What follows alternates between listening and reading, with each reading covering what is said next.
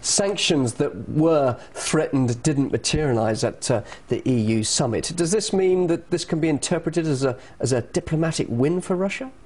Of course, at the current point, it's sort of a diplomatic win, but we must understand that the whole game is not over yet, or negotiations. We are expecting a mission from the European Union, and what is possibly a huge diplomatic win for Russia is that the European Union ceased to believe simply the words of Georgian diplomats and their Western sponsors, and decided to go and look for themselves what is happening in Georgia, in South Ossetia, possibly in Abkhazia, also in South Russia, and this could possibly lead to better understanding of the situation, which I believe could be to Russia's benefit. What about the fact that the result of this summit did lead to the next round of the EU-Russia partnership being suspended? Now, what are the implications for both sides? We must understand that this EU-Russia negotiations about the new agreement, what Russia wants to be called strategic cooperation agreement and what is now called partnership and cooperation agreement, I think. But the thing is that it is on a pretty early stage right now, and there is no agreement about it at all within the European Union itself. But is Russia concerned that these talks will be suspended? Of course Russia is concerned. What's in it for them, as it were, these talks? What's the benefit from progressing with these partnership talks with the EU? Because Russia wants better cooperation with the European Union.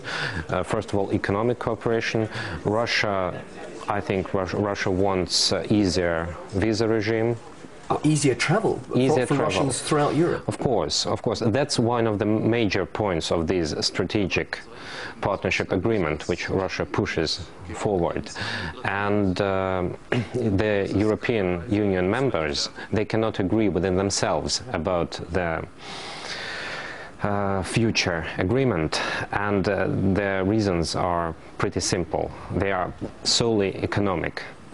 We have huge major European powers, mostly Germany, Italy, France, that are energy consumers, and we have Eastern European countries, new European Union members, that are like they simply host oil and gas transit, and of course the interests of oil consumers and oil transporters are not common, and that's why Lithuania, Poland, and I think partially Finland, they postponed the strategic partnership agreement before that, before the events in Georgia were even in perspective.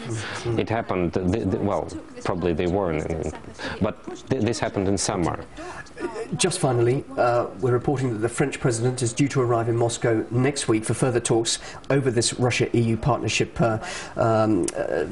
plan. These talks are regarded as crucial. What do you think will come out of these talks?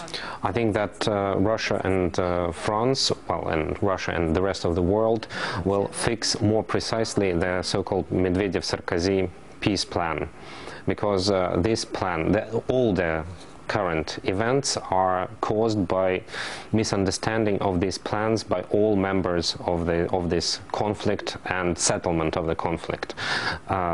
When this plan is fixed on paper, made precise, I think that all the parties could go forward with further peace negotiations.